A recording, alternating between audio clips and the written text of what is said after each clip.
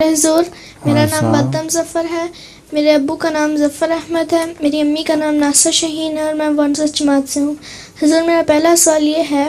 کہ قیامت کے دن آخری مرنے والی قوم کا مذہب کیا ہوگا؟ قیامت کے دن آخری مرنے والی قوم جو ہے وہ احمدی ہوگی، احمدی مسلمان، اور احمدیت کا غلبہ ہو چکا ہوگا، ساری دنیا احمدی مسلمان بن چکی ہوگی، لیکن وہ ایک دفعہ بن کے پھر بگڑ چکے ہوں گے، یہاں تک کہ رسول اللہ صلی اللہ علیہ وسلم نے فرمایا ہے قیامت اشرار الناس پر آئے گی،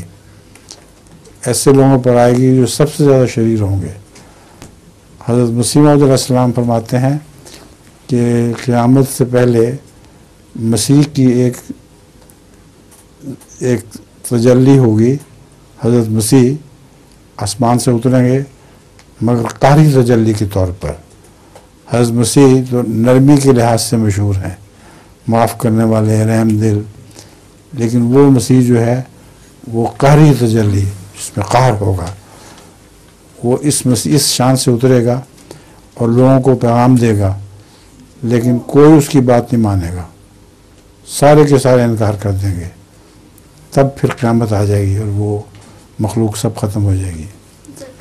لیکن ایک دفعہ ختم ہو گئی تو قرآن سے پتہ چلتا ہے کہ ان کی جگہ دوسرے لوگ پیدا کر دیے جائیں گے جو ان سے بہتر ہوں گے۔